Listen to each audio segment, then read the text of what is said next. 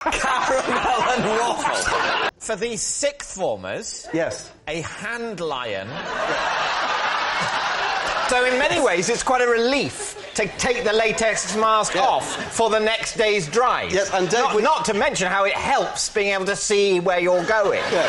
But I know what I think. What do you think? I think it's true. You think it's true? Yeah. That's not what I think. We do beg your pardon! We are in your garden! Do you remember Bob being on this show before? Yes, and it's always true. I think it's fair to say that if anyone else had made this allegation about Chris Rea and an egg in their bath, we wouldn't be giving it a moment's consideration. What I would say here is be wary when it comes to Bob. Essentially, what we are doing for this section is entirely futile. We will talk for a bit, then we will guess, then it will be over. Now, we should bear in mind that when it comes to Bob, David has a very poor track record. Let's see if he can be better tonight. It's Bob. Oh, Mother of God, no. Well, there we go. Let's move on.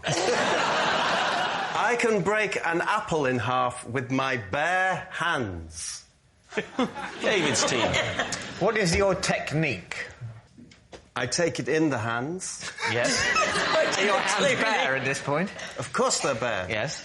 Friction's very much part of this this equation. You must pull it, I'm going to say east to west. A lot of people think you need to twist. You don't need to twist. You don't need to twist. Really? You just don't need to pull apart. Pull it apart. How do you get the Pull the grip? apple apart. Won't your hands just slide away from it? I'd have thought you'd need to twist. If you twist, you fail. Twisting equals tears. So you just grip the apple in your hands and then fling them apart, and you have two half apples. No, I rip it apart. Yeah. The way you were miming it then, there's like downward pressure from the thumbs, almost as if you're trying to open it like a book. Yeah. Is that what it's like? Because I can believe that more than the just grip, bang! Yes. No, David, that's fair enough. Yes. It's just sort of, you're almost like, you insert... But I so wish it was bang. It's not. No, you're inserting the thumbs to try and pull it apart that way. No insertion. All right. No, but that's downward the grip. pressure. Downward pressure.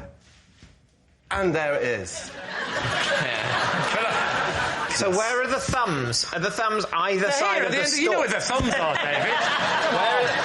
Where are the thumbs either side of the stalk? Yes. No insertion or penetration? No, absolutely not. No, the thumbs are used for gripping, not for ripping. That's what I was taught. And if you remember that... The system comes with a catchphrase. If you can remember that, you too will be parting apples. How long have you done this for? I have done it for a long time. What I used to do to entertain was I used to take hard-boiled eggs, peel them, I can still do it, and I could take the shell off in one. And you actually peel the membrane rather than trying to... Don't be all rough-handed and don't, take your time. Off it comes bang. And when did you... That's the correct way to present. With an apple, it's this. When did you first discover that you could do the apple? How did it come about? How did it come to be? I can't remember the first time I did it. I can remember the feeling. But I can't remember the first time I did it. What was the feeling? The feeling was magnificent. Right, David, is that the truth? I don't think so, but it could be. Can we leave it at that? Yeah, that's fine. OK, on to the next round. No, we can't. I agree with that. I'd love to see him... I hope it's true, because then they'll make him do it. Yeah. And I'd love to see it. Yeah. If it's not true... Make him do it anyway. Try? So what's it going to be? Oh, I really want it to be true, but it isn't true, I don't think. You can't pull an apple apart, can you? You can't just rip it in half. I so want you to be able to. If you and I can't, sure. And I can't. I've never tried. Have you ever tried? If I had an apple here, and I could have a few But I think goes. if those two can't do it, David, with no disrespect, it's highly unlikely you're going to pull it off. Tremendously, frighteningly strong hands, as I found out to my own cost.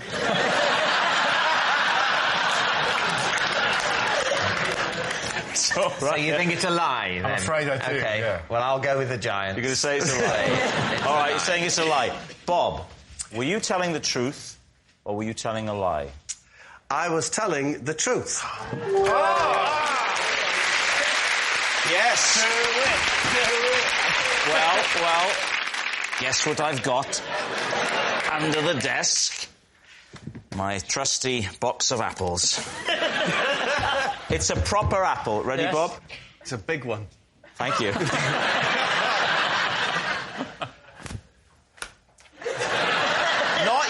Not you, him. Does your husband play cricket? I love that sort of thing. Where shall I do it? I really hope he can't do it. Yeah!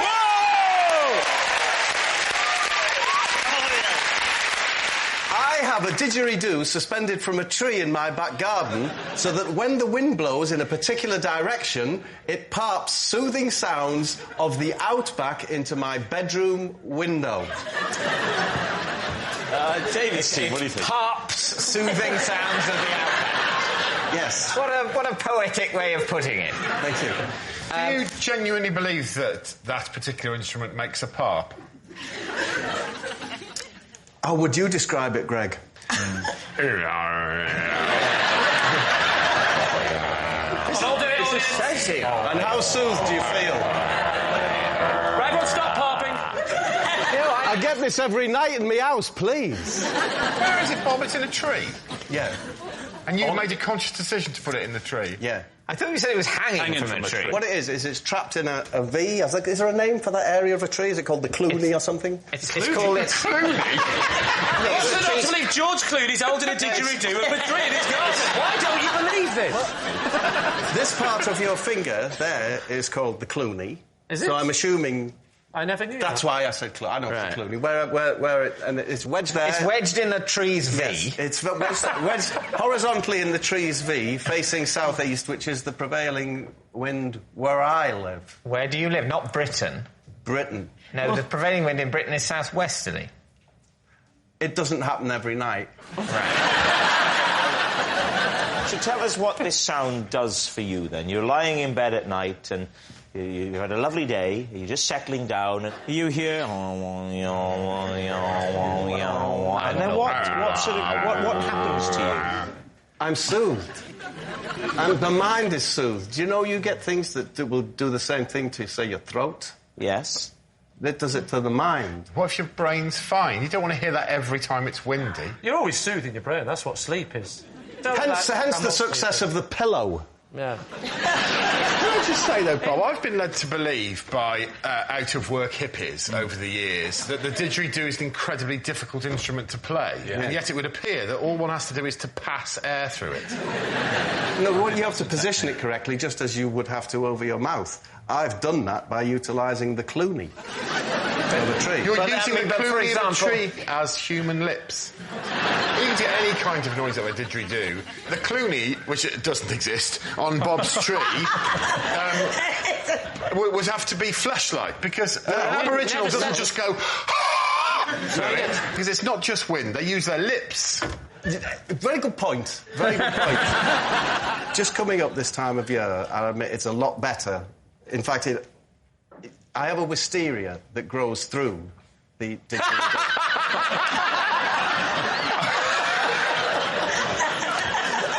Of course. And when the wisteria comes into leaf, not only does it pipe the wind towards the didgeridoo, but it acts as the lips. It's long been said that if the wind blows in the right direction through wisteria, it can play any instrument in the world. It's time to decide, David. OK, we need to make a guess. What are you going to say? I think it's a lie. Of course it's a lie. We think it's a lie. I think it's a lie. Well, Bob, were you telling the truth or were you telling a lie? I was lying. I once set fire to my house with a box of fireworks.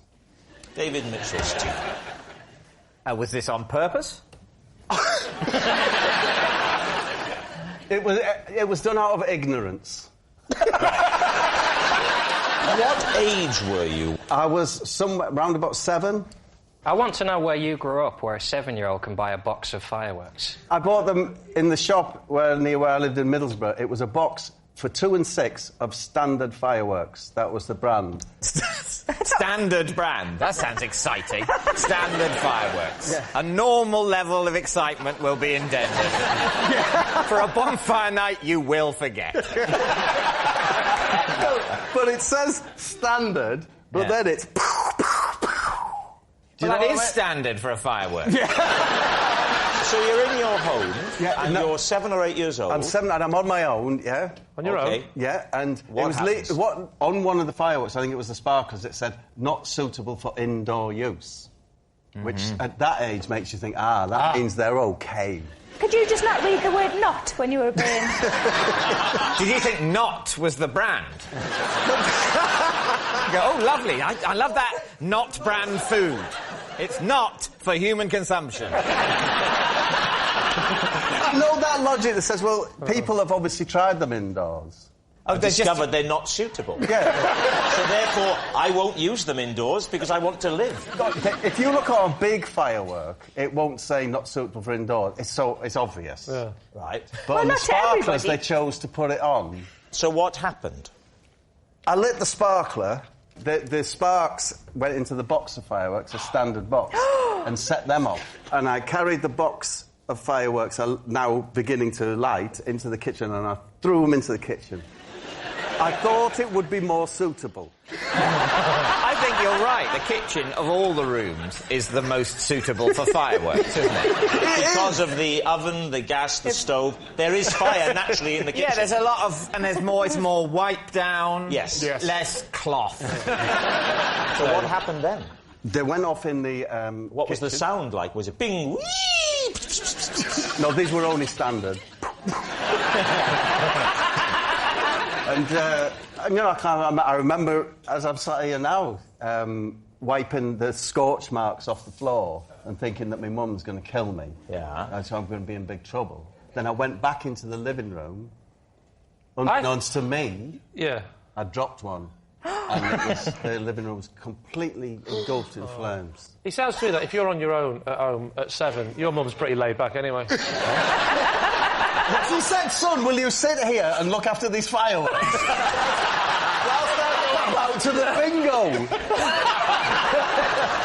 So, you lit the sparkler. A spark went into the standard box. Yes. The box starts to go... You go, uh-oh, I must get them into the most suitable room for fireworks. Yes. The kitchen. No need to go beyond the kitchen to the outdoors. Yeah. Mum said don't go out.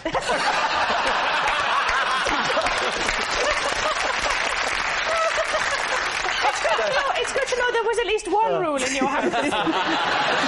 What time of day did all this happen? This happened mid-afternoon. Oh, dear, so you didn't really get the benefit of the... Who put the fire out? I went to next door where Miss Best lived. She was bless her, she's about 80. And I knocked on their door and said, my house is on fire. And she said, do you know, I thought it was. So what happened then? She called the fire brigade.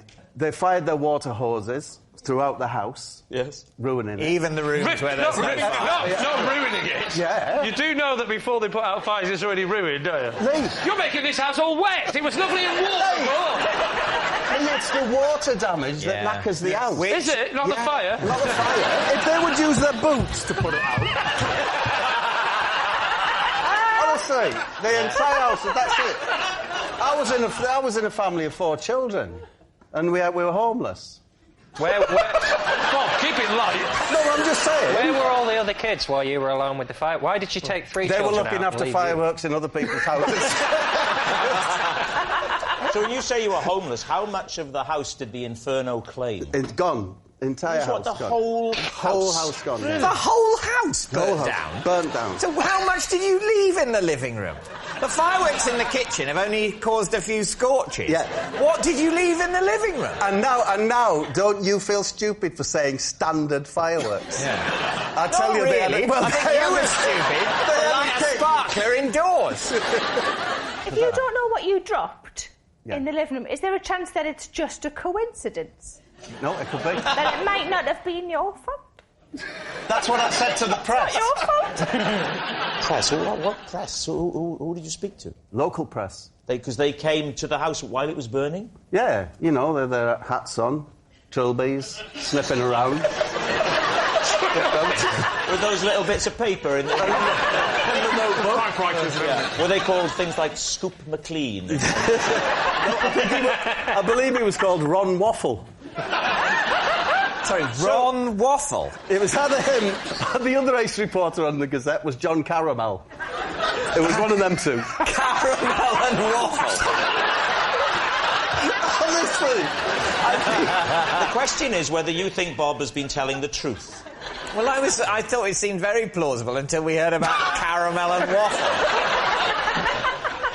I think he thinks he's telling the truth, but I think what's happened at some point, he's seen a film in which this has happened. He saw Backdraft. And is now convinced that it happened to him. I think it's a lie. Sarah. I was going to say I want it to be true, but that sounds really horrible. I think it might be true. Well, I think it's true. I think it's true. So you're going to go for true? Yeah. OK, Bob, were you telling the truth or were you telling a lie? I was telling the truth. Oh.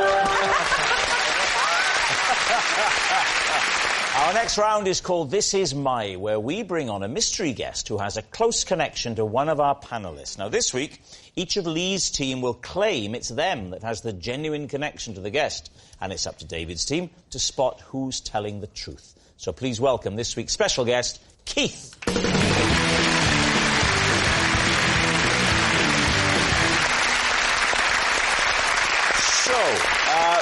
Bob, first of all. Bob, what is Keith to you?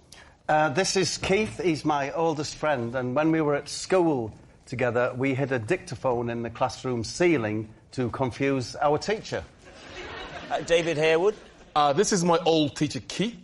I once had to claim I wasn't me when I met him in a cafe, as I was in character preparing for Homeland. And finally, Lee, your relationship with Keith. This is Keith, and his hawk...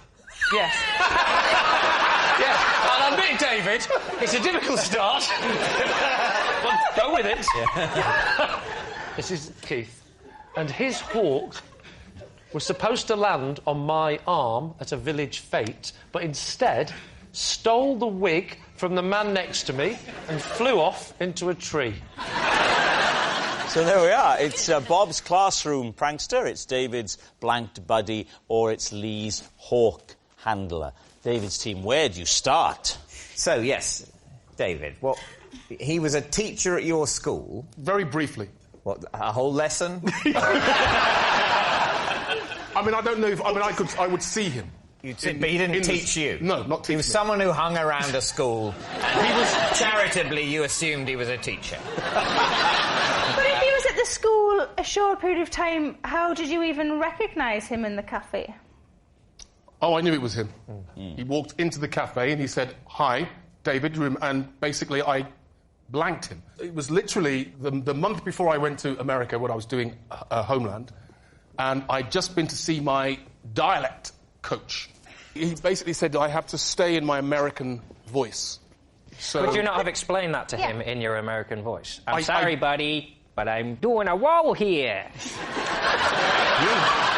I don't think it was ever as good as that, John, to be fair. I basically just had to say, I don't know what you're talking about. Oh, I'm remembering you now. Do the voice a bit more straight. I said, I don't know what you're talking about. Ooh, that did weird things to me.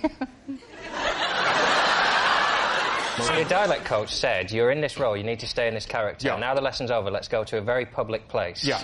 We are likely to encounter several people. Well, that's what you have to do. You have to stay in that voice. You have to have the confidence to stay in your voice. Why can't you just, turn it on like an actor? Oh, that's a cheap shot, Sarah. I have to say, I did phone him up afterwards and apologise. So you had his number? You stayed in touch with the teacher you barely remember. Would it be fair to say the hawk's looking a bit more plausible? So, David, who would you like to question next? Bob, remind us of your allegation.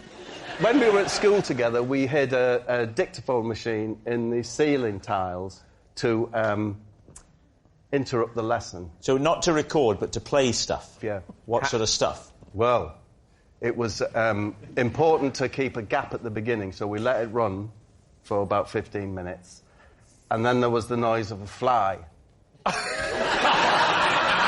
For a brief period, then another period, to confuse the teacher. Where would you get the noise from the fly? You'd make the noise. We'd make the noise ourselves, Let's I'm hear not your paying fly for noise. no fly to do it. Let's hear your fly. You know, It does sound like a fly. Can I hear your bee? we didn't do a bee. Do you know how to do a bee? Just like that fly. Oh, A bit louder. it's more wholesome if it's a bee, isn't it? Show me the difference, David. Well, I don't know. I'm not... Do well, it. I would say, OK, a bee would be a sort of a foot... No, that's a Whereas bumblebee. a fly is Yeah. Very good. That's good. Very good. Right. Do you see the way he just slipped straight in and out of character? So you So yes, there hide was it. silence, Yeah. then a little bit of fly, silence, a little bit of fly, and then, quite loudly, but not to frighten anyone, the word wolf.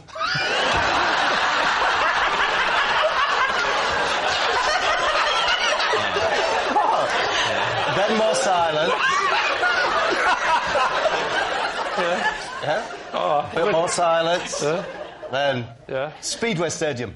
like that. Speedway Stadium. Do you know, the idea was just to say kind of random things. He was a really nice teacher called Bill Whitlingham. How did Bill Whitlingham react to these random sounds? Well, Mr. Whitlingham left the room and said, "Can you sort this out by the time I've gone back? Can you sort whatever it is that's going on?" And there was a cupboard in the corner where, interesting, it had like exercise books in it, pens and that, but it also had, in a little cage, a hand lion, which is a robotic, it's a battery-operated thing. What? Are you just saying any words that come into your head? In any order? Well, It's a hand lion, and if A hand lion? It's a robotic, animatronic hand lion, yeah? And if you'd been particularly good, he would put it on your hand and set it to lick it. Lick it. If you'd been particularly... Was this like a clockwork lion? No, it was remote control. It was remote control? Remote control. He had the controller in his desk, and he said, you've the been actual such a hand good boy. lion- Get out the hand lion, and you'll get a lick. And if you'd been bad, you put him on your hand and he'd strike. He'd strike at your hand. So the hand lion had two settings. It could lick or it could strike. Yes, good boy, bad boy. Right, very Good boy, sensible. bad boy. Now, the only problem with it, of course, was... what, this story? It would... The only problem was, of course, if the batteries got low, it would get constipated. No, anyway, but in this cupboard, so we got up on the cupboard. You climb onto the cupboard that Yes. the hand lion is housed in. Probably asleep. Right, you reach up onto the ceiling tile, Take out the dictaphone. switch it off. Yep. Mr. Whitlingham Yes. comes back in. Yes. What happens? He's nervously awaiting another, edict from above. Yeah. Doesn't come, we carry on with the lesson. British government and politics it was. There was a what was lesson called British Government and Politics? Yeah. Whole year on that? 2 years, it was A-level. For these sixth formers, Yes. a hand lion... a hand lion that can either lick or strike was what was used to express praise or the opposite to these 17 or 18-year-old students. And it was very effective. All right. Would you like to move on to the final claim? So, Lee, tell the story about Keith. I was at a village fete, and... Why were you at a village fete? I was helping out. What village? Thames Ditton. Why were you helping out at Thames Ditton Fete? Because I don't live too far away from there, and they asked me to help out, and I did a few little things, like I did a bit of tombola, a bit of announcing. Then I went over to judge the pig racing. The usual things you do at a fete, you know. The pig racing? Yeah. I don't know why I judged it, because surely first past the post, but... Well, no, I was doing case of a dead heat. and what happened with the hawk and Keith and the wig? One of the things I had to do was to volunteer to stand there and learn. He had the little headpiece on where he'd teach the crowd basic falconry, I believe we call it. I stick the glove on and then hold this little thing. I don't know what it was, but I'm doing this. A small morsel of meat. Thank God you've been to one, because I haven't. I'm holding a small morsel of meat. Then what happens? And then the swan comes down. The swan came down. So the hawk comes over, right? It comes over. There's a person missing from this story, and it's the mayor, right? The local mayor. I can't say it in I always struggle. Mayor. The mayor, right? So mayor you're of standing London. next to a horse. Yeah, so the local... So the mayor is doing his bit, but the mayor has got a wig on, right? The hawk flies over to go and land on my hand, but he lands on the mayor's head, and so he gets caught up in his what should we call them? Talons. He gets caught up in the talons, and then in the sort of panic, the bird sort of... And he can't release this wig, and he flies off, and he goes into the tree. I said, why didn't he go for the meat? And he said, I genuinely think the gold chain caught his eye, there was a bit of confusion for a second, and he just did a bit of an emergency landing on a mare's wig at Thamesden Fate. What's there not to believe? At that point, did you cry, oh no, the mare's hers over there?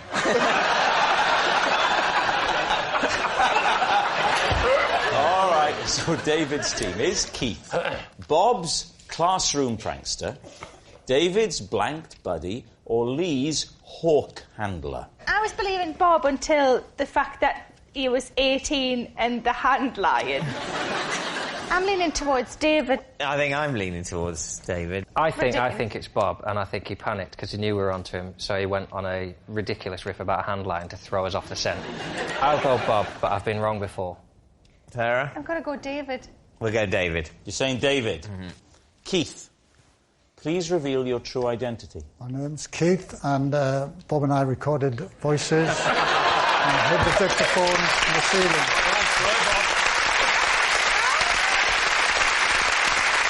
Yes.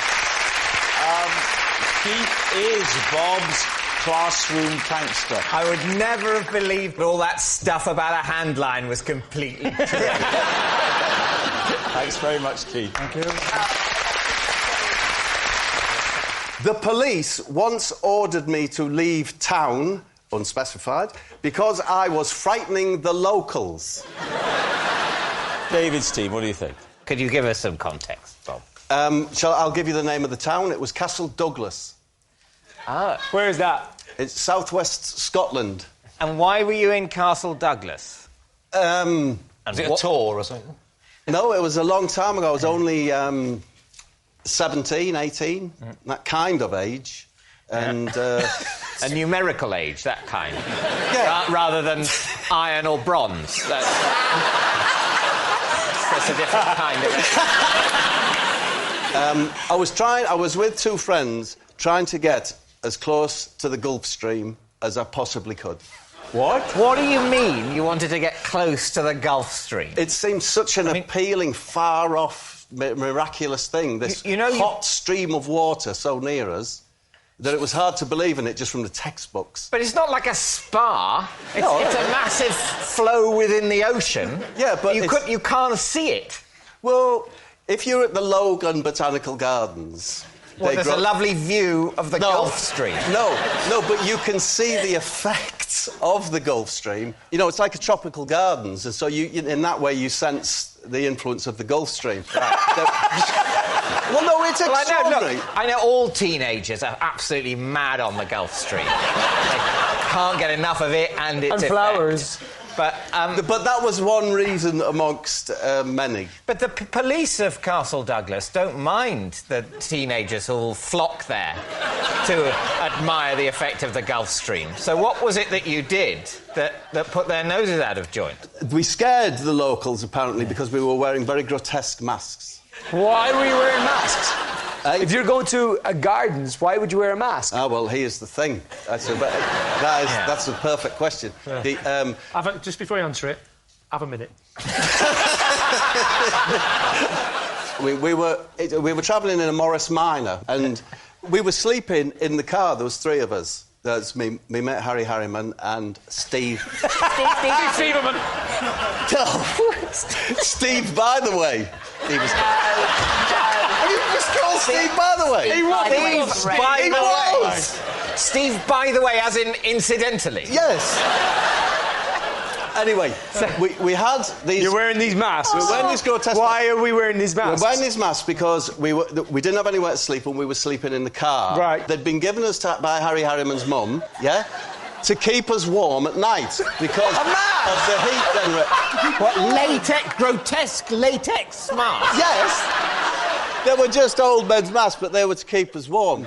Harry Harriman's mum she sold these stuff from home, and she sold another thing which was called a jobble top, yeah, which was a bobble hat that made it into a jumper, and the big bobble was at the back and it buttoned down the front, and that was. I'm telling you now, right? If this is a lie and they end up saying lie, I will say to you, why did you make it more difficult for yourself?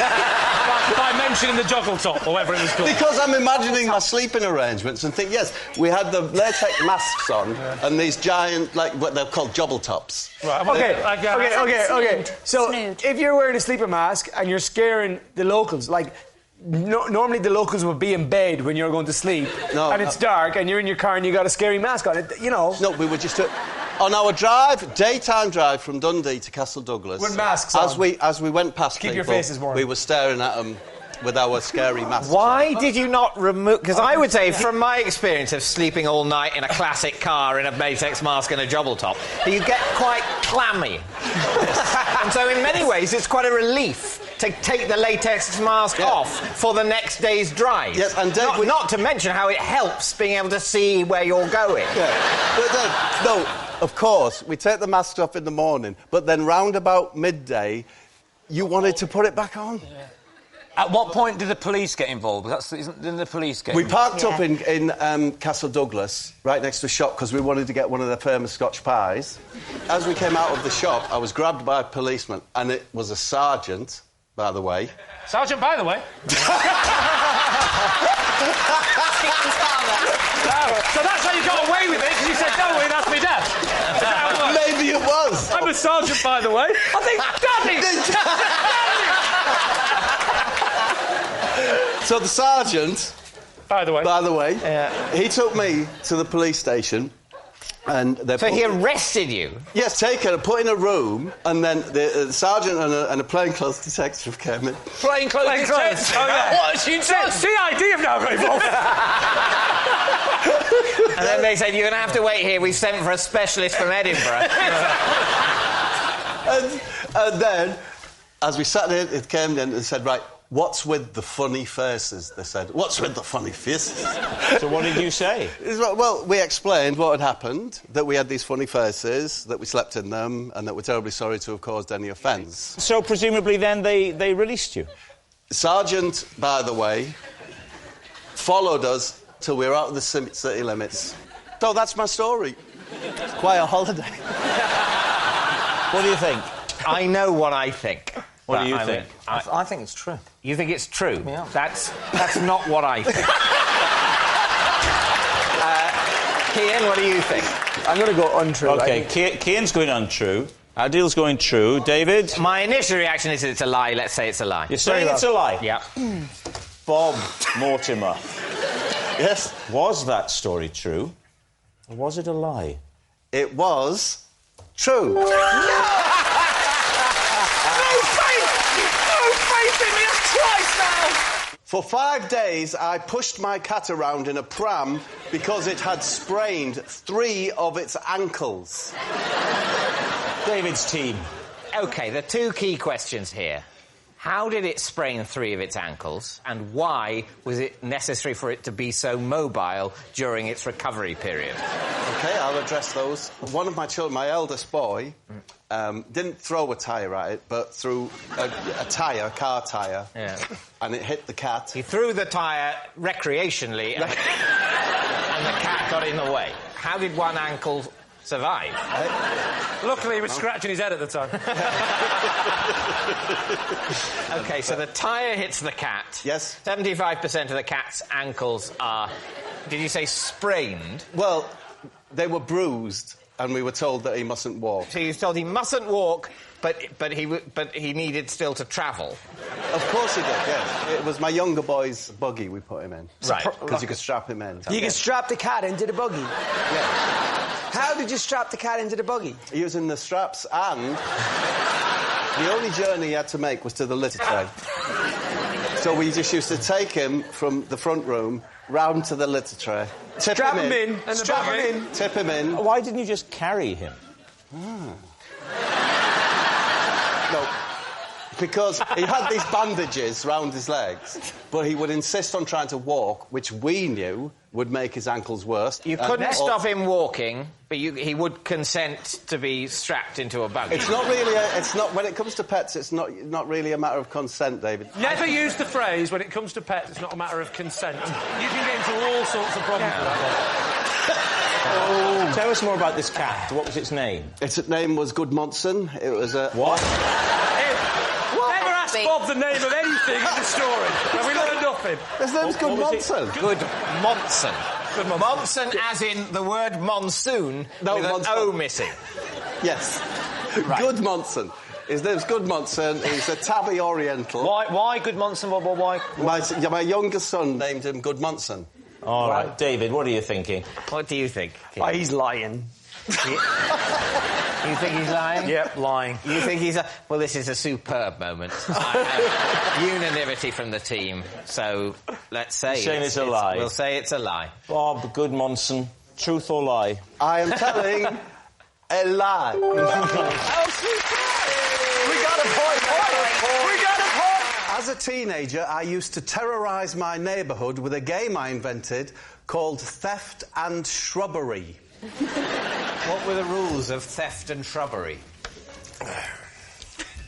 Can I first of all say my memories of this are a bit sketchy? Always handy for this game. No, but I'm an older gentleman. They're more like just fingerprints on an abandoned handrail.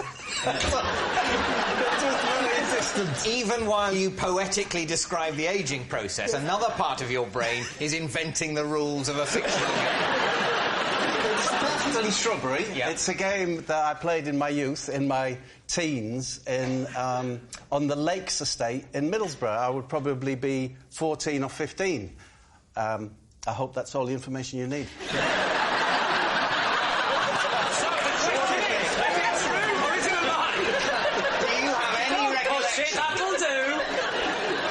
To what this game involved. Yes, of course. Of course. In which case, I'm satisfied and there's no need to tell me.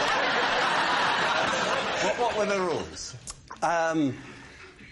There would have to be a gang of you. I would usually be with Staver and Bagger. Well, I didn't realise you knew hobbits as a child. Neil Overall, Jerry Dungaree's son. Didn't take his father's name. Hated him. Hated him. So, and Gary Cheeseman would be there. The reason he was called Cheesy is because his mum used to give him a cheese. Do you know the cheese slice? Yeah. To take out with him when we were hanging around the shops and that, because she thought it was good for his spots. And she'd want him to personally slice. Surely it's because of his surname Cheeseman. No. Surely that was part of it. Do you know, Gary Cheeseman was a big lad, yeah? A very big head. A sniper's dream, they used to call him. He's such a nice... The thing is, he's such a nice lad. And he was a... I love these points in the show where we say, Bob, let's all gather round the fireside and you can tell us tales of your youth. So the rules of the game. Of course you will know. The rules of the game. Theft and Shrubbery. They're relatively simple. You had to creep into the back of someone's house and observe the family watching the telly or whatever they're doing, yeah? It's getting a bit sinister now, Bob. Yeah, I know. Is this at night? This is on the evening time, yeah. So the family, as it were, backlit by the domestic lighting. It's beautiful. Yeah. And then you'd find one where the curtains were open, yeah? Go to the rear of the garden and then you'd slowly walk towards the window, right? Try not to disturb them, and you'd chant, increasing the volume as you went, We do beg your pardon. But we are in your garden. And then you gradually get closer and closer to the window, and as soon as you were seen, that's when Shrubbery comes in. Which was what? You were not allowed to escape via the front of the property. You had to go across all the fences. Because you're teenage, what you're really waiting for is someone to make a noise or give yourself away, so that you all have to go run through all the gardens. That's the Shrubbery part. That's the Shrubbery What's part. the theft part? The theft is... We just always felt that we were stealing something from them. I don't know. Their privacy, their dignity. So you're going up the garden saying louder and louder, we do beg your pardon, we are in your garden. We do beg your pardon, we are in your garden. You're shouting. How loud would you Elderly get? people who are hard of hearing, you could be going, we do beg your pardon, we are in your garden, before they notice it. Yeah. This game can't have lasted, I'm imagining, very long before people kind of rumbled you and... No, it was just one of the games, that we did. It could be Theft and Shrubbery night. There was another night where we used to take fruit from a fruit vendor's wagon and throw that up in the air and just let it drop on our heads. Somebody tells me you played that quite a lot, Bob. Next time, don't use melons. Cheeseman was very good at it. So what do you think, David? Steve, what do you My think? concern is that the details are so utterly believable and sound like they're real that if it wasn't actually a game, he spent an awful lot of time looking through people's windows. I'm coming down on the side of truth. Yeah, I know it sounds odd, but I just believe it. You're going to say true? Yeah. OK, so, theft and shrubbery. Bob, truth or lie? I was telling the truth.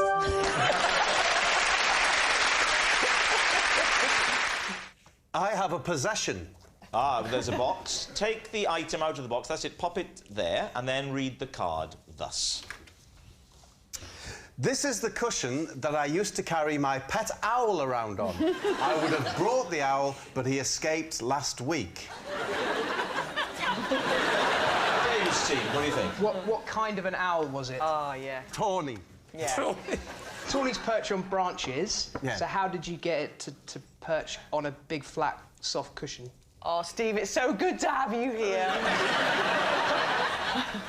How did I? Is there a problem here, Steve? Here are the talon marks. I have a rare breeds farm near me, and they had to get rid of a tawny owl that was injured. It couldn't use its wings, and I shouldn't use the words, it couldn't use its bottom. For doing what? For poo-pooing. What did it use? So, as a trustee of the organisation, because it's just down the road from me, in Warehorn, I agreed to have... I agreed that I would look after it. It actually had what you would call a colostomy bag. No, you would. We'd call it a colostomy bag. Yeah, we wouldn't have picked it up, but you did specifically say that's what we would have called it. I thought I'd better address this because we really wouldn't. Steve, is an owl's colostomy bag called a colostomy bag? Yes, it is. You wouldn't really need it because the majority of kind of solid fecal matter with an owl comes out of its mouth. Yeah. No, we're dealing with a very sick owl. No, I'm sorry, I sound aggressive there. But I can see... Look, he's escaped now, and I can see his little face. We were given a pipette with what was owl nourishment. So you had to feed it with a pipette. Yes. And how did it stand on the cushion if, as Steve says, it needs a perch? It was fine, just sort of I've clearly not made it clear. This is an incredibly sick bird. You can't judge it by the normal tone. This is just a lump of meat and feathers that is just hanging on in there. But the thing still escapes. Yes, actually, I suspect it was killed by my cats. Why did this this owl sanctuary, when it has a sick owl, why didn't it look after the owl itself rather than give it to a local celebrity? Because With the cushion and cats. I'm very closely associated with it. Sorry, my client would like a minute. You had clearly said to me you were going to nurse it back to health. No, that was never going to happen. It's palliative care. It was palliative care. It was palliative care for the owl. A hospice for the owl. For the owl. And we had some decent times. Did he have a name, this owl? We called it... Did you? You called it... It's all right, you're upset, Bob, I can tell. If you need a minute, it's OK. What did you call it? Sorry? What did you call it? What did we call the owl? Yeah. Well, we called him Mavis. Bob, what did you feed it with the pipette? It was described to me as owl nourishment. Everything. You just take bowls and put them in a liquidizer. Steve, I can't impress on you. The most you got out of it. It's just a lift and lid. It wasn't perched and it was reclined on the cushion. That was its... That was its deathbed. Yeah. We'd have like a broomstick or something and just hold it. And what have you told the owl sanctuary? What have you told them? Because they must have been upset. No, I've told them he's passed away, yeah. And they said, well, that's fine. We knew Mavis was going to die soon. That's why we gave him or her to you, a comedian who lives locally, to keep on a cushion in the same room as some cats. My client would like to change his plea. This isn't sounding... You're a trustee, did you say, of this charity? Yes. It's the Rare Breeds Farm in Warehorn. Does family days. Sadly, I haven't got an owl at the moment. But... So, David, what are you thinking? Is this true? No, this isn't true. I think you made all that up. I just don't believe they would let him bring a dying, tawny owl home. No, I don't think so. I think we're saying it's a lie. I think you are. But and I think that's the Rare Breed Centre probably needs to look at its working practices if it happens to be true. But OK, Bob, truth or lie? I was telling a lie. I recently had to charm a spider out of my shoe by tooting a flute at it. David's team. So, where were you? I was at home. So was this spider a normal British domestic spider? Yes. How big was it, Bob? It's black, but it's not one... And what colour was it?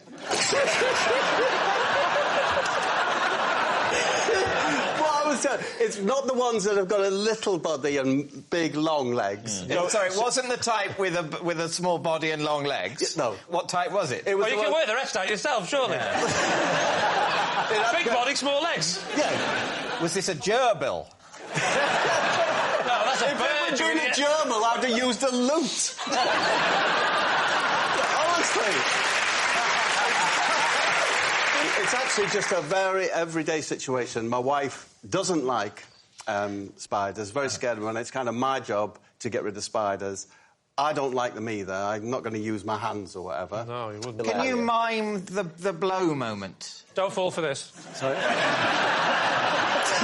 gets me with this every week. Don't fall for it, Bob. I've got just the thing for you if you haven't got a flute. Close your eyes. Don't fall for it. Do not fall for it. Did you blow it into the shoe? Yes, I blew down the flute to bring it out into the heel area. Mm-hmm. These were a kind of snakeskin elastic slipper. Yeah. I brought up just under the windowsill, above where the cat litter is. Yeah. I put them there because I wanted to get that height, and it didn't come out. You moved the slipper with the spider in it? I moved it, facing the cupboard where I keep the plates. It's got little holes in it. And the spider emerged. So the spider emerged, but didn't leave the shoe or slipper? No, didn't leave the slipper. Didn't no, leave the slipper? Just... I had a look around, went back in. Well, so you were no better off, were you? No, I didn't feel like I was better off, but at least I'd found out that we owned a flute as a family. If I was scared of spiders, I wouldn't go anywhere near that slipper. I'd just leave it. I would just let I'm not that scared. Are you not? Scared of 1 to 10? I'm ginger about them. OK. Yeah. Ginger. Is that right? Ginger, is that a word? It is, yeah, That's a word. Yeah. I'm just not sure it's the correct word in that situation. It's like you pick something up gingerly. It's not. It doesn't just mean the flavour ginger. A ginger nut is not just a biscuit. It could be a tentative testicle.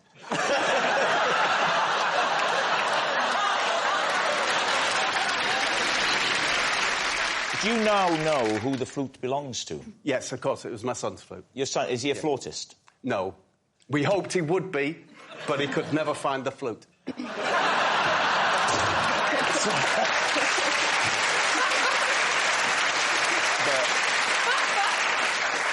Well, what are you thinking? Well, what I'm confused by is that if you fear spiders... I do a bit. ...and you believe that there's a spider in this shoe, I think you would be afraid to move the shoe. Yes. Not at all. I also think you would have worried about, as you go to take the breath to blow it, you accidentally breathe in. Yeah. I don't have to breathe in to breathe out.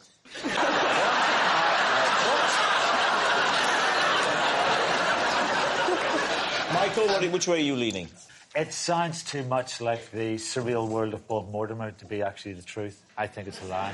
It's a lie? You think it's a lie? Yeah. No, nobody in the world owns a flute, really, do they? You think it's a lie? You think it's a lie? Yeah. Bob, truth or lie? It was a lie.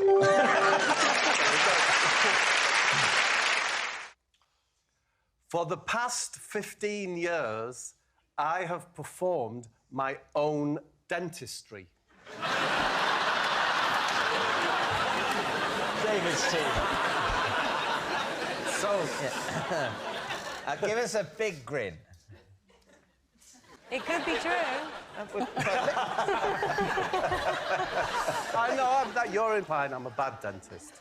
No, because even very, very, very good dentists sometimes get someone else to do their teeth. And by sometimes, I, of course, mean always. How do you do that? Like, what do you do? Yeah. Well, no, the key to it is I don't do extractions. I haven't had to. Fillings? I do fillings. I do fillings, crown replacement. I repair bridges. Specifically, I don't do, so don't ask, Stacey, I don't do implants. I don't do root canal. Do you drill? I do have a drill I use, You have to do a filling, you've got to drill it out first, haven't Exactly, yeah. Do you use local anaesthetic? Yeah. No need. No need? No need. Why, because it's not true? The situation in my mouth is I have one very long piece of teeth, that white bit there. That's all one piece, yeah? What? One tooth? One piece. But made to look like many teeth. Oh, it is. So that's false teeth. Yes. OK. Either end of this, I have two, what you call crowns, yeah? Right at the end. At the bottom, I have my own teeth here. As my dentist says, my bottom one's a poppadom colour, yeah? And my top one's a pilo rice. So who said that? My dentist. So this was some time ago? No. David, 15 years. I perform my own dentistry. Yes. There's no exclusivity there. You still have a dentist, yes, but you just don't let him do all the stuff. Yes. Why is your mouth in such a state? Because I used to have 17 sugars in a cup of coffee or tea. 17? 17, yeah. 17 in a mug? Yes. If I had 18, it's too sweet for me. So the crowns would come off. I'd go to the dentist, yeah? He'd charge me £400, yeah, to put them back in. And it's outrageous. And I heard this magic word. I heard him say to his dental nurse, Fuji9. Fuji9, and I became aware that this Fuji9, it's actually a luting cement, which means you can use it... Are you sure he wasn't halfway through a Japanese football result? You can actually use it it mixed 1-to-1, the liquid and the powder, it's a cement, yeah? Mix 2-part liquid, yeah, then it becomes more malleable for fillings. I found a way via my TV work to get hold of some Fuji 9. Once you have Fuji 9, you are a dentist. So what equipment do you have, then? All I have is my Fuji 9 with its little orange spoon, with a bigger end and a littler end. For the different amounts, depending on whether you want the 50-50 or the 2-to-1. That's Fuji 9. Yeah. It's all done for you. It's done for you. It's magic. It's magic. And then it's magic. It's like the cement is softer than your teeth. Yeah. So I have a leather maker's drill. Yeah. Leather maker's drill.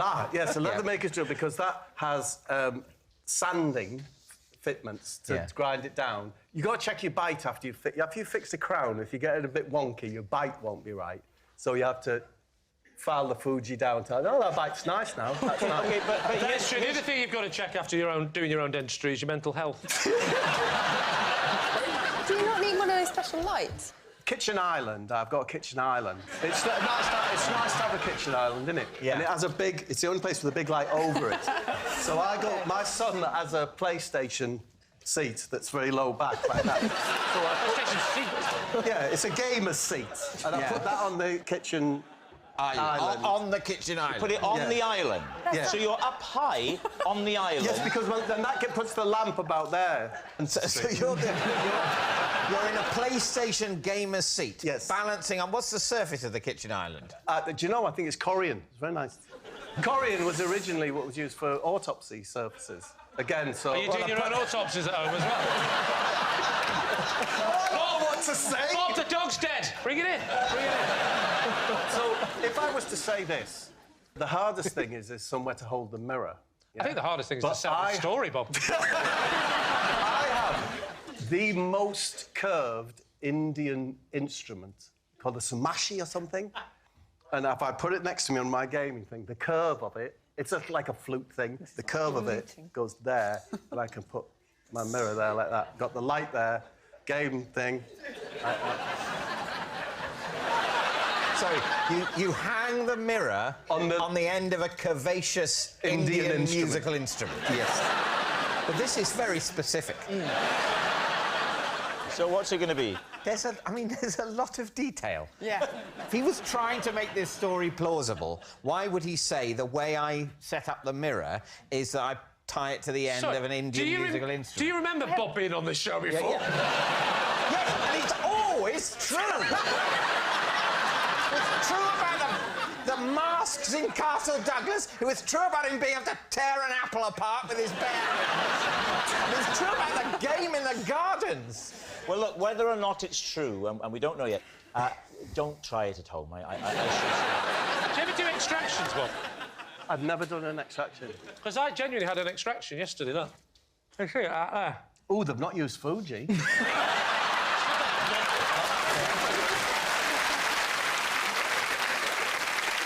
All right, so what's it going to be? I think it's true. You think it's what? I think it's true.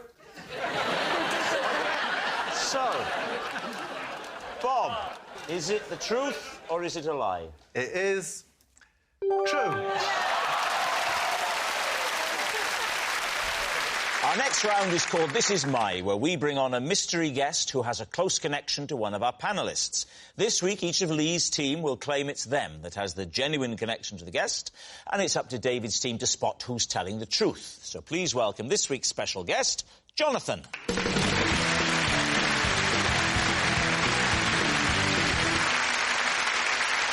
So, Debbie, what is Jonathan to you? Well, this is Jonathan, and when he was a baby, I used to pull him out of a top hat. Bob, how do you know Jonathan? This is my friend Jonathan, and I have brewed 3 award-winning beers with him. Right. And finally, Lee, what's your relationship with Jonathan? This is Jonathan. One Sunday, the two of us spent 3 hours trapped in an automatic car wash. David's team, where will you begin? Well, Debbie, So you used to pull Jonathan out of a top hat? Yeah. And so, how old was he then? About 6 months. 6 months. Was he a rabbit at that stage? He's grown up into a lovely bunny. What a cougar comment that was.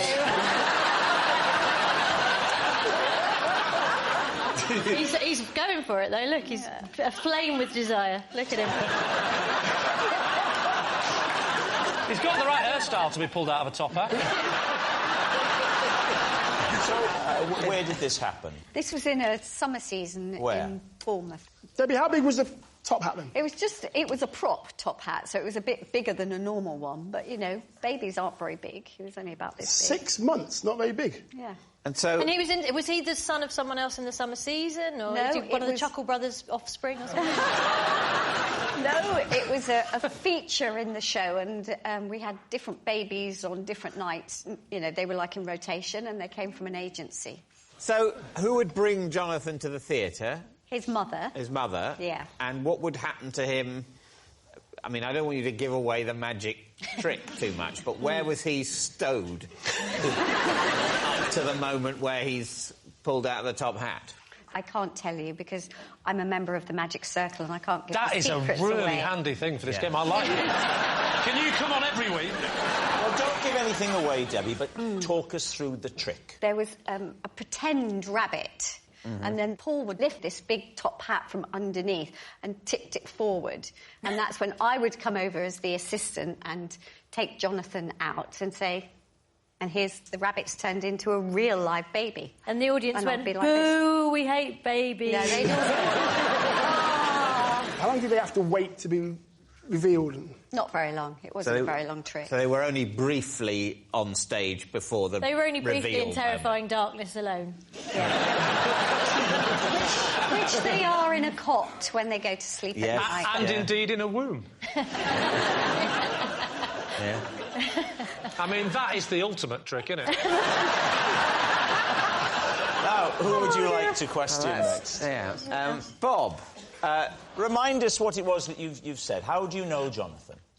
Because I have brewed 3 award-winning beers with Jonathan. What are the names of your award-winning beers? The one that's my favourite is called Kiss the Alderman. That's an IPA. Kiss the Alderman, an IPA, yes. IPA. Another one was a stout, and it was called Retail Park. Retail Park. And the other one was a lager, and that was called Not Now, Madam.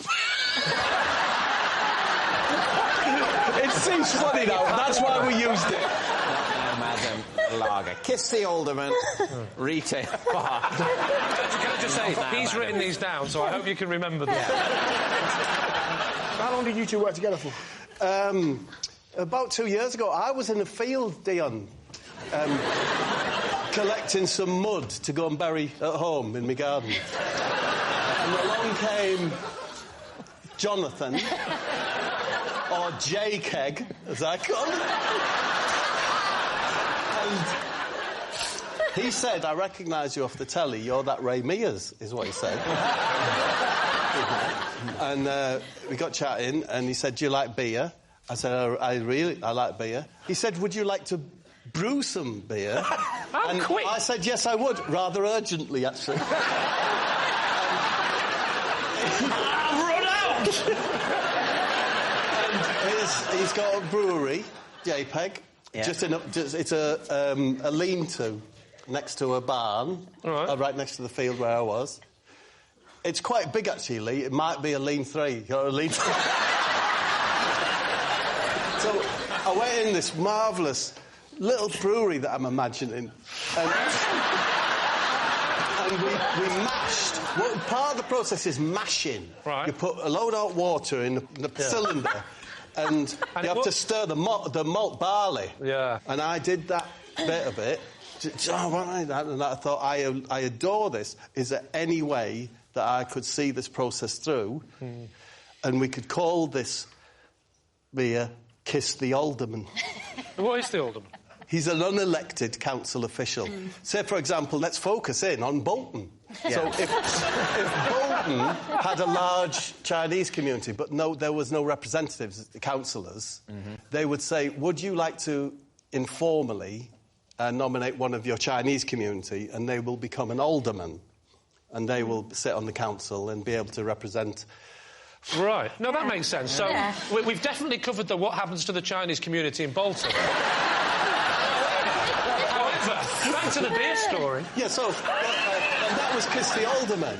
So we brewed 1,000 litres, bottled it, and it was the top beer in the Kent Craft Ale Society. Can I ask, my husband is a brewer, what hops did you use? Citrus hops. One of them's called something, and the other one likewise is named as well. I mean, this all checks out. You know what? The thing that is the hipster brewing beard. If you were to say to me, draw a brewer, that's what I'd draw. That's what you draw now. It's very interesting. Now. Whereas, wow, really? Whereas if someone asked you to draw a brewer 30 years ago, you'd draw someone very different, wouldn't you? I'd draw you.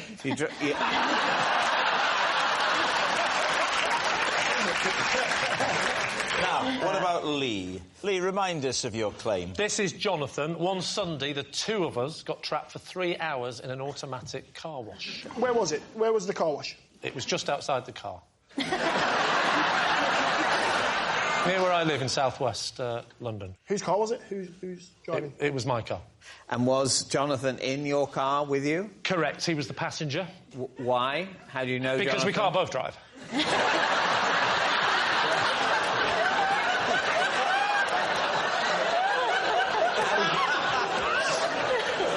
How do you know Jonathan? I know Jonathan because we're in the same football team.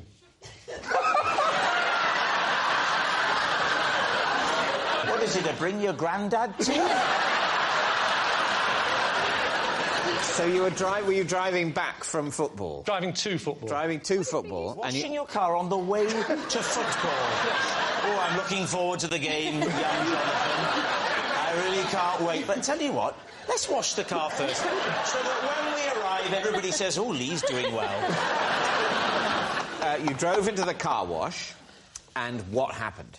So, there was 3 options. It was gold, silver or bronze.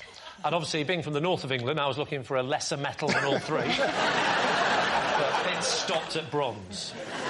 So I went in and I said, can I have a car wash? And he gave me the token, and I went back out, and I Was it a token? Sometimes it's a code these days. All right, then what he said was, the token is where the squirrel likes to hide.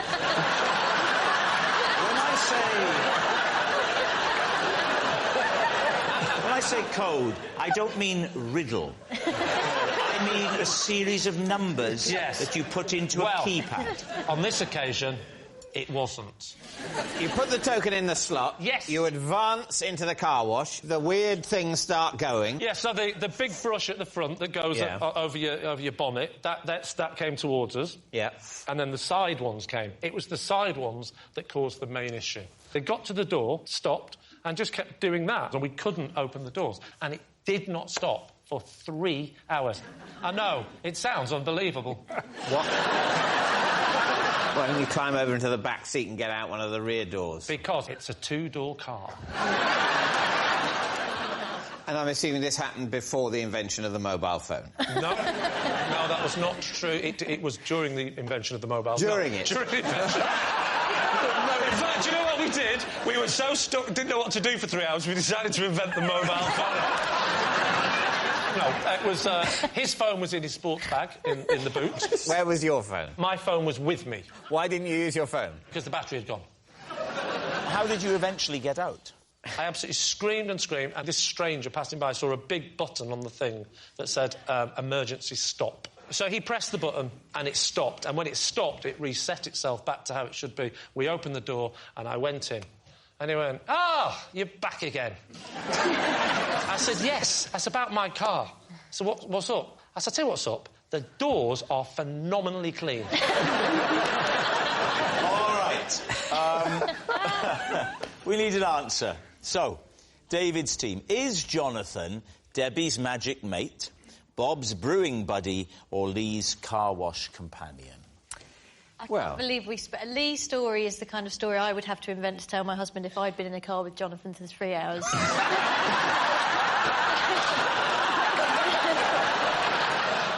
Jonathan looks like a hipster brewer to me.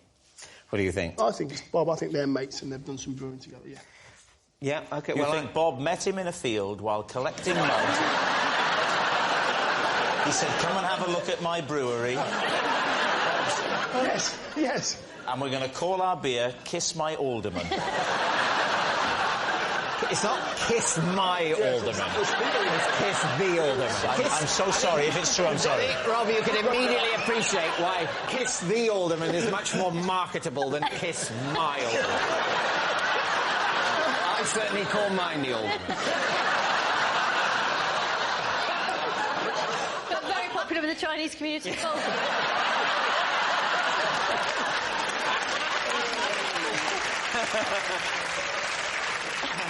So, David, what are you going to say? I think my team thinks it's Bob. Yeah, but let's go. Okay, you're going to say Bob. OK. Jonathan, would you please reveal your true identity? I'm Jonathan, and I brew beer with Bob. Yes, Jonathan is Bob's brewing buddy. Thank you very much, Jonathan. It's Bob. Sorry? It's you, Bob. It's apple pie tonight. Is it? It's Friday, then? Yes. Following advice from Chris Rea, I always crack an egg into my bath. I've done for 22 years.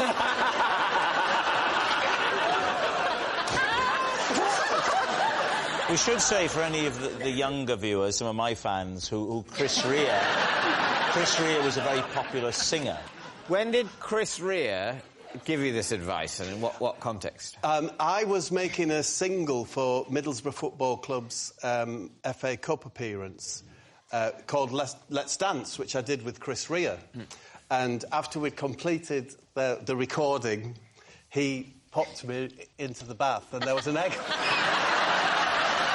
It's an egg in it. He popped you into the bath.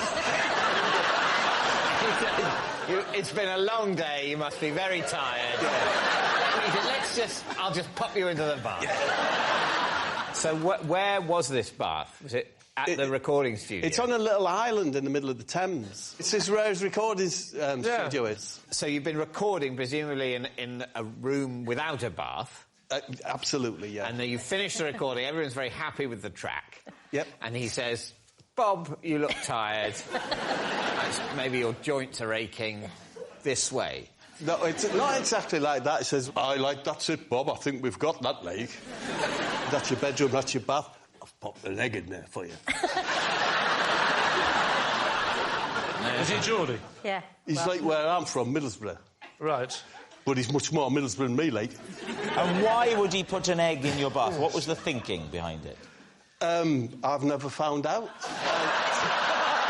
You've done it ever since. All I know is that I woke up the next morning and I have never felt so alive. Was the egg still in its shell, floating, or had he gone... No, the white had dissipated. Does that work? Yeah. It's fabulous. It's fabulous. It's non-greasy, which is a boon, isn't it? Is it non-greasy? Yeah, honestly. It's less greasy than water without egg in it? Do you have to mix it up, or do you just crack it and let it float? Do you know what? You get in the bath, even in the bath where I am now, and you get in and you really don't want to burst the yolk. So the white goes, but the yolk's there, and you move like that, and you try and get it to come towards like that. And I don't know why, but you just do. Have you ever had it get in your mouth? You get it there like that. And then you get the yolk, and I use it for hair conditioning. Really? I don't know how much hair, but to condition the hair on my skin. So, just going back to the original occasion, Chris Rea had already run you a bath. Yes. I forgot about that detail.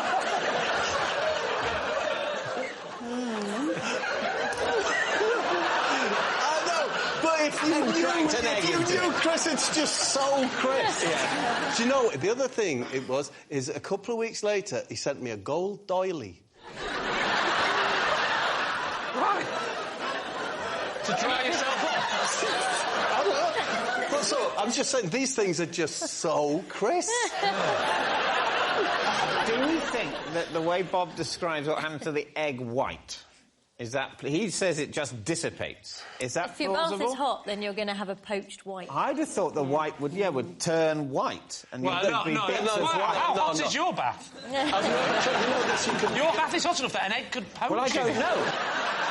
Your claim is that it dissipates. I'm asking my team whether we believe that it would dissipate. Because if, for example, at the temperature of bath, say 39 degrees Celsius, the white would turn opaque, then your story doesn't check out. Agreed. Yeah, absolutely agreed. I think... What do you think, David? I think it's fair to say that if anyone else had made this allegation about Chris Rea and an egg in their bath, we wouldn't be giving it a moment's consideration. Somehow, coming from Bob, it might be true. It's true. I think... You think it's... I think it's true, because he's been about a bit, Bob. No. I think the white would poach. Yeah, I think the egg is the important chemical part. analysis of the behaviour of the albumin. David, honestly, one thing, please don't base it on the albumin whitening. It does not happen. It does not. I can't have a bath at 80+ degrees. Is that the temperature at which an egg white will... It'll start at about 80, yeah. Honestly, please don't base it on that. What should I base it on, Bob? What are you going to say? Instinctively, I believe it. We're going to go true. You're saying true? OK, so, Bob, Chris Rea, eggs, parps, is it the truth? Or is it a lie? This is awful. I was telling a lie.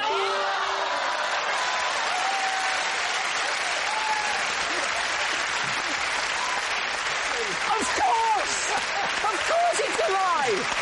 He said Chris Rea put an egg in his bath! Of course it's a lie! It's obviously a lie! Who could possibly believe that?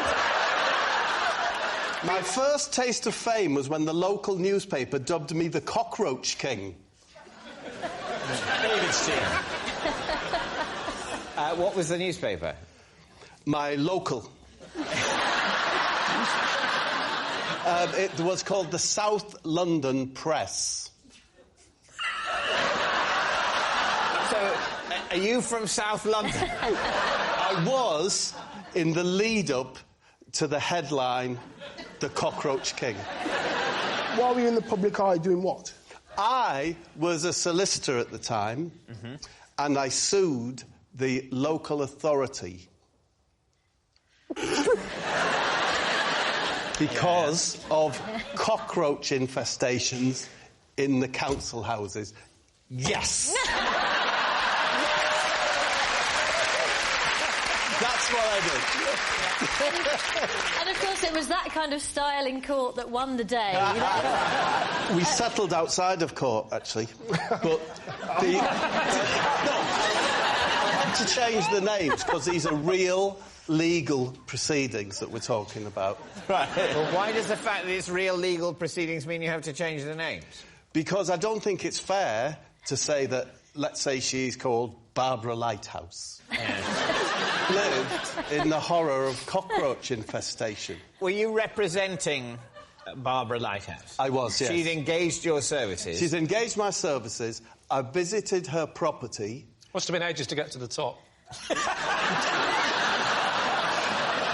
There were Egyptian cockroaches. So I had an idea, right? I said, I bet this is bad for your mental health, living with cockroaches. And I took them to the magistrate's court on a private criminal prosecution under the Public Health Act. Why are you counting every letter in the same? Are you working out how much to charge her? You mentioned the Egyptian cockroach. The Egyptian cockroach, How yeah. many? I wasn't aware there were different types. They live in the concrete. and they can actually live off the concrete that the buildings are made So, of. so, Bob, hold it. concrete? Yep. Bob, they got some hard cockroaches. They live in the concrete. They nip out to go behind the fridge or the cooker, or to turn the light out. What were the size of these Egyptian cockroaches? They're long and thin, slip right in. That's my profile on Tinder.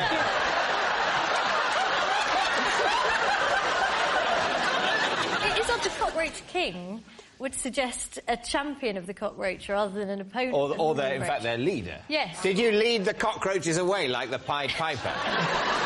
No, I didn't. What happened was I got an expert from the University of Cambridge called Broccoli High Kicks. Again, I've changed his name. His brief from me was, can you in any way argue that this is contrary to public health? He confirmed it, went to court. It's all coming ever so clear now. We went to court, yeah. Ronnie Omlets was the housing officer. The weird thing is you haven't changed his name, have you? And what was she called? Barbara Lighthouse. Barbara Lighthouse brought a clear jar of the cockroaches with her and poured them over Ronnie Omlets. Right? Of course, he was very frightened, didn't know what to do, at which point Barbara Lighthouse said, I think I've made my point, you know, to the housing officer. Yeah. This is what I live with. So, the council agreed to rehouse. Next day, the Cockroach King. Right, what's he going to say, Dave? What do you think? It's that bizarre that only Bob could make it up, so I think that's true. That doesn't make sense. You're saying only Bob could make it up, then he could have made it up. No, only Bob can make it up like that. Right. So convincing. Yeah. So we're in trouble, aren't we? You're saying that if anyone else had said it, it would definitely be true because they couldn't have invented it. The one person who's saying it is also coincidentally the only human who could also have invented it. Yes. What a terrible set of circumstances. You think it's true? Do you think it's true? Yes, let's say it's true. We're going to go true. OK. Now, Bob, truth or lie? I was telling the truth. I once helped Damon Hill to Grand Prix success by presenting him with a pre-race snack. David's team. Well, it certainly tripped off the tongue. Thank you. What was the snack? A Scotch egg. And is there a definite correlation between him eating that Scotch egg and him being successful? He felt that the Scotch egg had helped him succeed in the race. He told me so. Is Damon Hill a close friend, Bob? No. Then why were you giving him foodstuff? Well, I'd been invited to the Grand Prix. Which Grand Prix? The British. In which year? Think. 1996, David, but I'm not willing to exclude 4 years either side of that. Put it this way, it was definitely one of the decades. And do you like racing, then? No, I'm not a Formula One fan. Right. I probably prefer soil science. OK. Who was he driving for? He was driving for a company that had very fast company cars.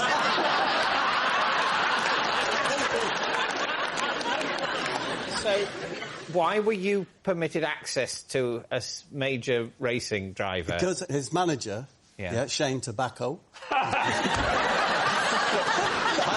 I can't remember his name. Shane, or whoever it was also with another bloke, you know, benefiting from hospitality. What was his name? Let's say Top Heavy Ken. Right. But I remember we went upstairs on the bus. Damon was there. He had a bed in there. Like a sort of Winnebago. Yeah. And it had, you know, mugs with I love cars, I love handbrakes, I love headrests. And this is the day of the race. David, this is just like an hour and a half before the race. An hour and a half before the race. You've turned up an hour and a half early, because even though you're more into soil science, you want to soak up the atmosphere with a good hour and a half of waiting before the televised traffic begins. Yes. So you turn up. The last thing Damon needs before a race is any quiet time. He just wants a bit of hubbub on his bus. Were there any other people there apart from you and Shane and Damon? I was with my wife as well, yeah. OK. And... Top heavy Ken. So me and the wife went up. I think when you go to someone's home or their Winnebago or whatever, you should... Do you know, like, if you're going to a dinner party at someone's house, you'll always take them a bottle of vinegar, yeah? So your gift to thank him for the hospitality was a Scotch egg? No. I call it pocket meat. Whenever I'm away from the house, I have pocket meat. Yeah. That's it. I have, like, a chicken leg or pork pie. And I thought, I've got some pocket meat. It was a Scotch egg in its cellophane. And I said, Damon, we all know that if you pop a sausage roll in an American's pocket, it brings him good luck. I said, maybe a Scotch egg would work for a British fella like you. And I gave it to him. Is that a thing? Yeah, very much. What, that if you put meat in an American's pocket... Processed meat. Have you ever heard of that? Not really, no. No. It's all been a bit of a lot of talking. I've quite forgotten the original bit of the story. Did he eat said Scotch egg before the race?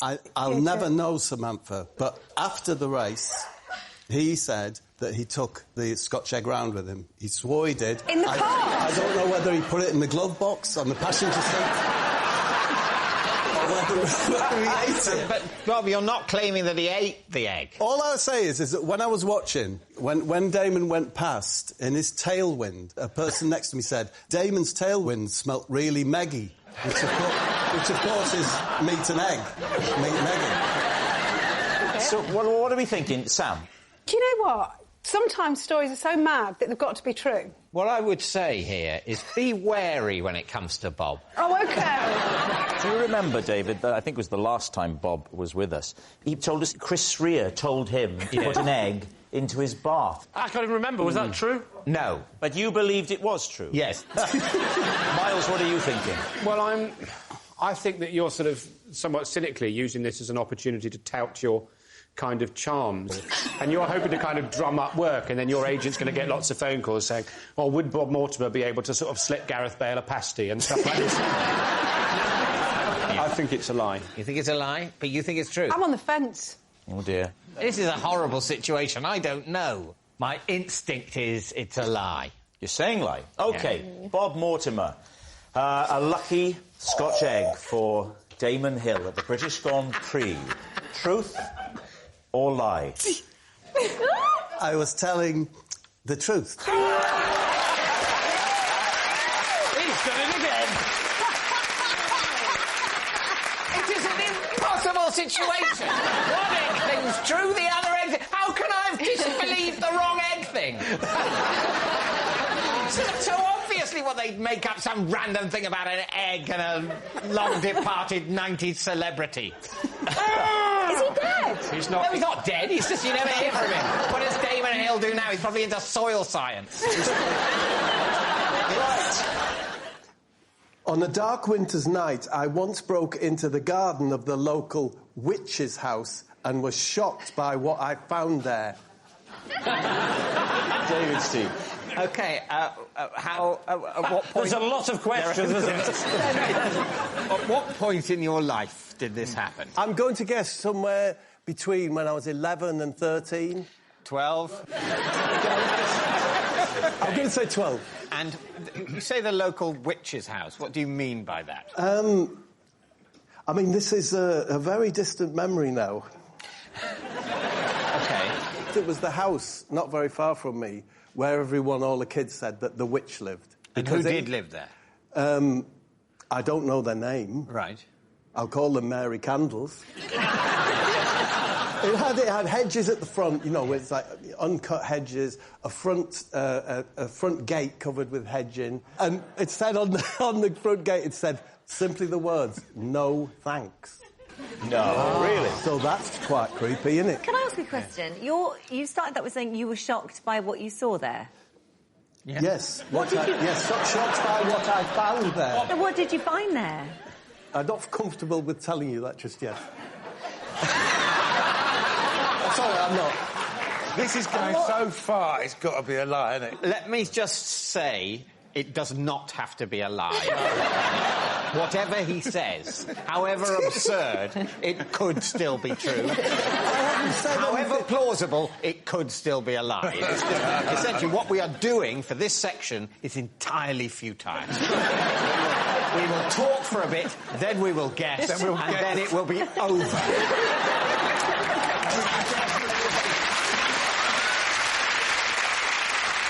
So how did you come to go into this house? Who were you with? I was with, what's he called? I was with Ken Numbers.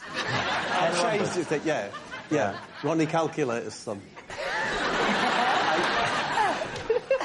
The vibe is, it's very unkempt, it's the gardening, because as we all know, Lee, witches hate gardening, wizards hate plumbing. Right? So we knew it was a female residence. Right.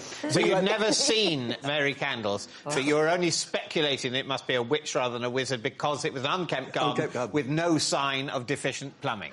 Exactly. And, you know, we wanted to be the first people who said, no, we penetrated, you know, its boundaries. Yeah. We went into the front lawn, down a gate to the side, past the bins, past the back door, and then to the window where there was a light on, a big picture window, looked inside, and that's when we saw this extraordinary sight. Well, extraordinary to us as 12-year-olds. What was it? You've got to say.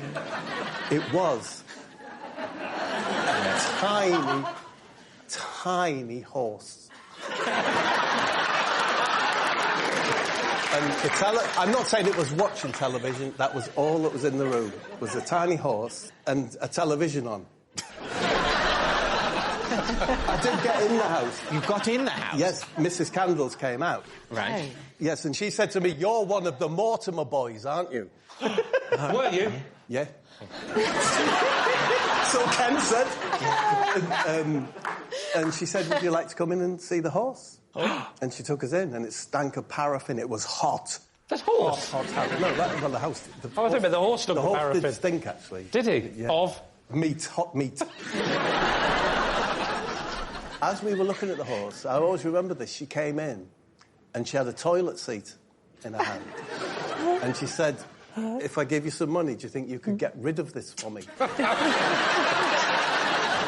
What did you do with it? Just threw it on our way home, just threw it somewhere else, I imagine. Did she say what the horse's name was? Max. Max? Yes. Yeah. You'd have thought minimum. All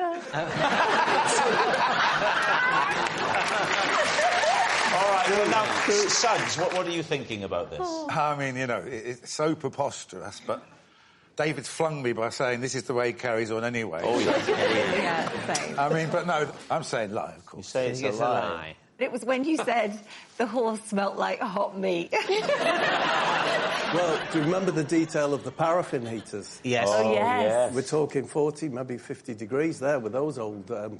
40 or 50 degrees centigrade. So we're talking like the temperature of the desert in Saudi Arabia. Did you ever see Mary Candles again? No, never. Never saw her again? Never saw her again. She probably melted in that heat.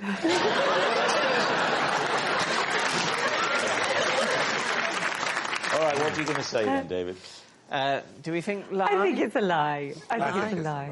I think it is a lie. All right, they're saying it's a lie. Now, we should bear in mind that when it comes to Bob, David has a very poor track record. Let's see if he can be better tonight. Bob, truth or lie? I was telling the truth. No!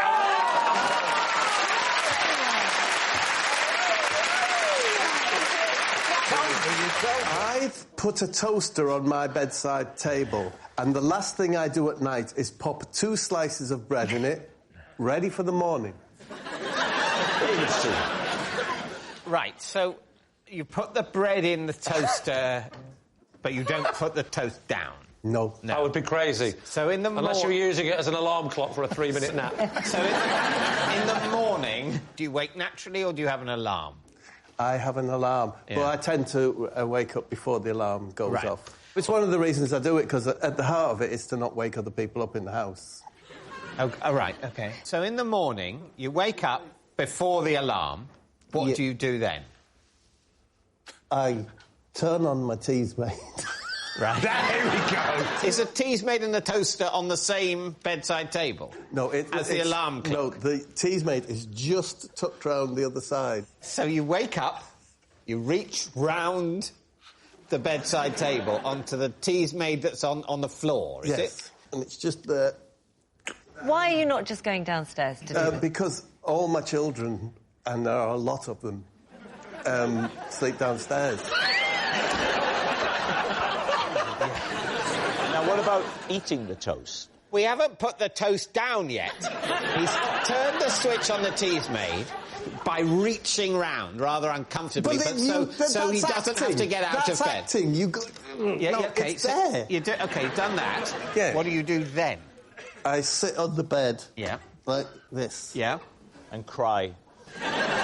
So you're thinking, here we go, because it's 5 o'clock, whatever. 5 o'clock? In the morning? He doesn't want to wake the kids up. They're up in half an hour to clean the chimneys. As someone who doesn't want to make noise, you've chose the noisiest breakfast to eat as well, munching on a bit of toast.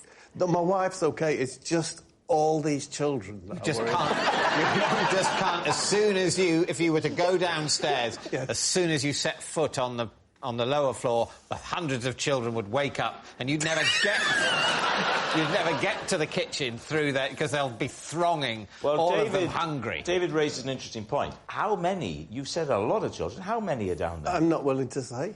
Could you give us a ballpark? Nope. When do your children wake? 1 o'clock, 2 o'clock. So the older ones. You've woken up at 5 a.m. So you've got to kill sort of this is why it's about 8 hours. What do you do? So you sit looking at that toast for 8 hours. You can't make it last. Just nibbling at that. Sometimes I don't even eat it, Suggs. I don't even bother. Just sucks it so he doesn't wake his wife up. There's no hurry, I mean, you've got till 1 p.m. Don't worry. Sitting there on the edge of the bed like that. It's a bleak image in her bottom. What time does the missus get up? Does she sit there with you going... It's a freaking prison, isn't it, really? To be honest. It's awful. It's true. I don't want to play anymore. I'm thinking if your kids don't wake up till 1, what are you having for lunch? Where's all the lunch stuff? In the wardrobe. A little gas stove and a tin of beans. I take the panel off the side of the bath. A little can of gas. Some spam. Maybe make a corned beef hash in the front.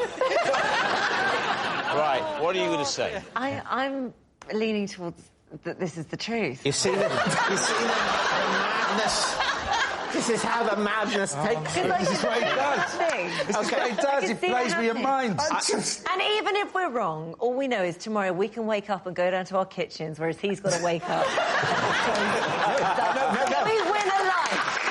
You see, no, that's not true. Because if we say it's true and we're wrong, yes, tomorrow we can go down to our kitchens and have a normal breakfast. Yeah. But so, it turns out, can he? He'll be skipping down the stairs laughing while his children, who have to get up 2 hours earlier than him, serve him breakfast. Because you'll never believe what they believe. Those fools on the television. More bacon, child. We have 2 things to choose between. Yeah. Let's assume we'll be wrong, whatever we say. So which would we prefer? To say it's true and we're wrong, or to say it's a lie and we're wrong? That's the choice. I Saying it's a lie and we're wrong is easier to live with than saying it's true and we're wrong. I think it's true. But you think it's true? Yeah, I do. So shall we go with true? Oh, go on then, Dave. OK, we're going to go with true, and this is... the future is... Please be telling the truth. Yeah. OK, we'll say They're saying true. it's true. Bob, was it true? Or Or was it a lie? Oh, God. I was telling a lie.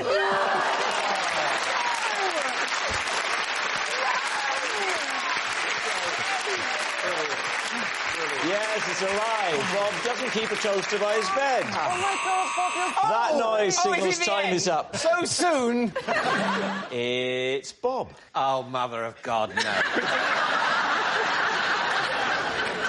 I recently had to pull out of a TV show because my teeth fell out. David's team. What was the TV show? Sunday brunch. And why had your teeth fallen out? Because I bit on a Kit Kat chunky. OK.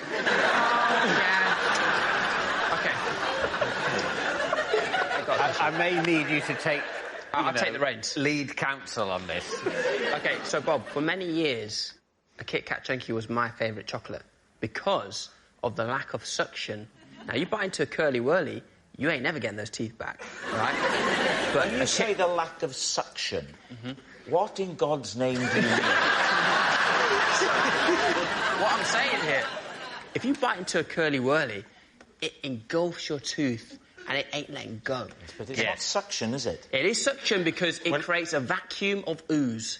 I am on Munya's side about the word suction in this instance. Thank you. Oh, on his side? Yeah, he's Munya, you're Rob. Remember? You're on his side. Because it is a sort of suction. It sticks, and as it pulls, it creates a vacuum of ooze. That's it. Right. So what happened? What befell your teeth? I keep my Kit Kat chunkies in the fridge, so it was very hard. So it's like biting into a rock, and I lost. But not the freezer, though. Just the fridge. It's. Do you know what? It's a fridge drawer. Oh, one of those drawers that are refrigerated. Yeah. Oh, they're very fancy. Oh, what a purchase! Yeah. What's the context under which you're eating this? Is it relaxed? I wasn't thinking about anything in particular. Maybe the band ELO. Which period of ELO's career would you have been dwelling on? The early period before they met in Birmingham.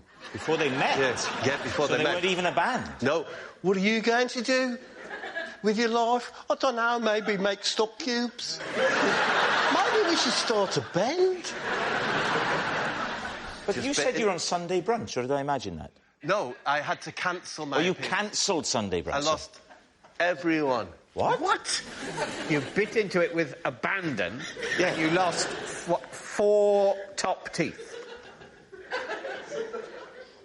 9. No. 9? Yes! All along the top. You take one bite from this... bite. And that's it. 9 teeth are toast. No. Yes. It can't I believe it. It can't be. The girth of the Kit Kat chunky is not 9 teeth. Yeah. I mean, I couldn't have put it better. It's only going to take 4, 5 maximum. If it was 3 teeth, would you believe it? In which case... Too late to change your mind, Bob.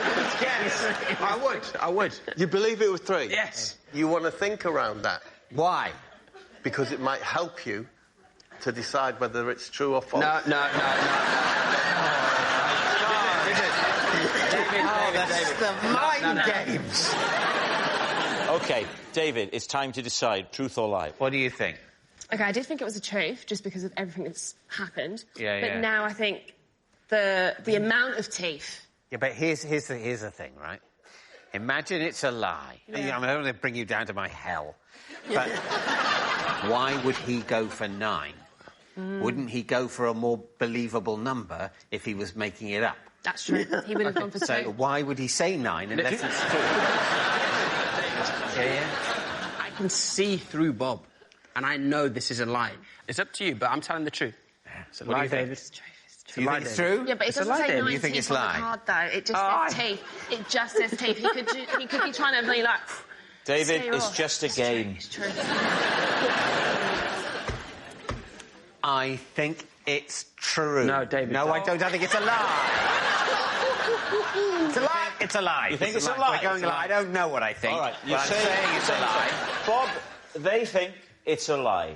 Was it a lie? Or were you telling the truth? I was telling the truth.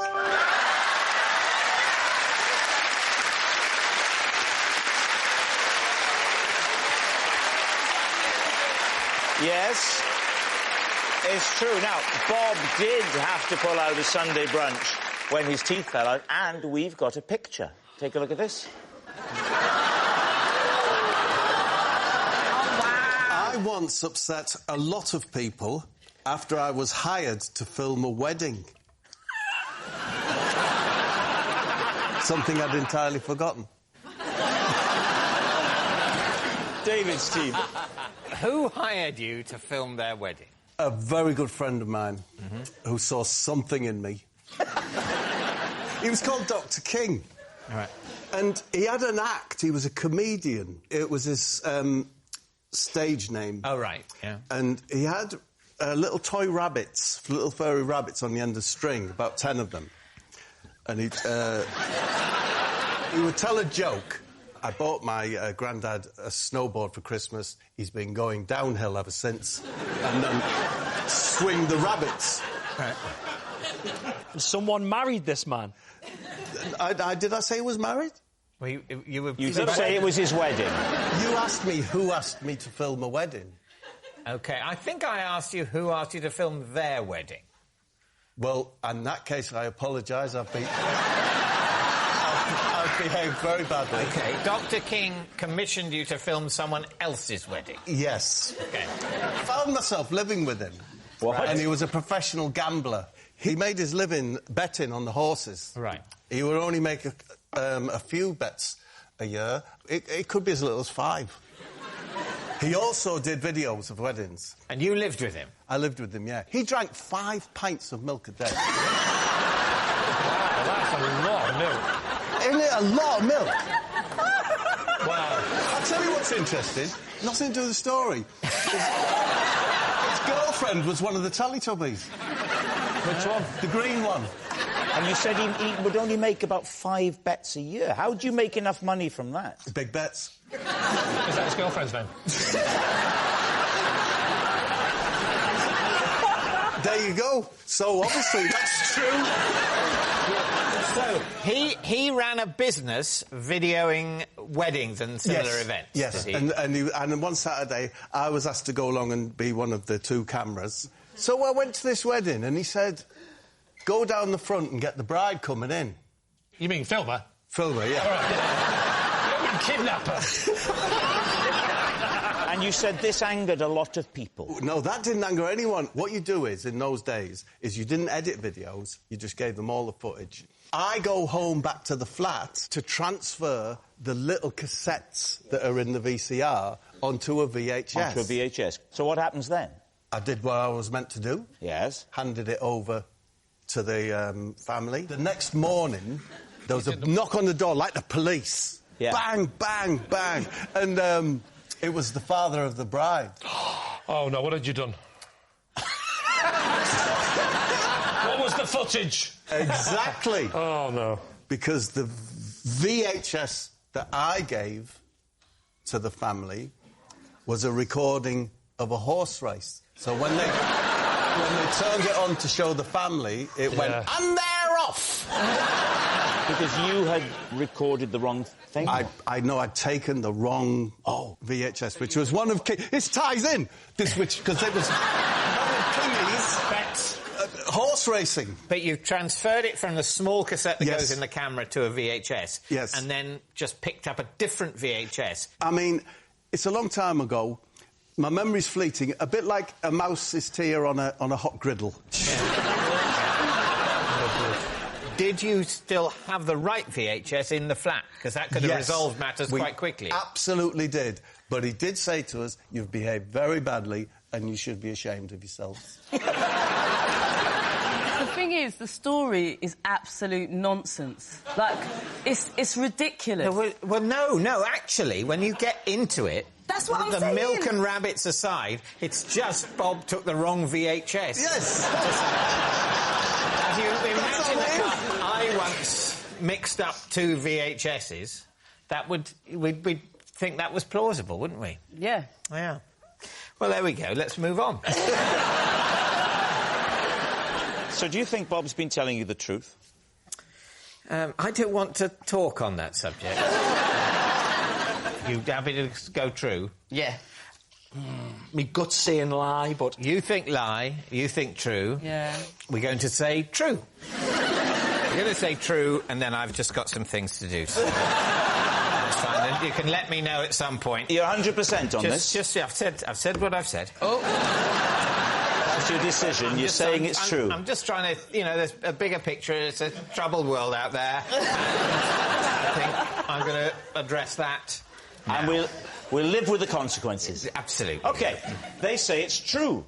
Bob, was it true or was it a lie? I was telling the truth.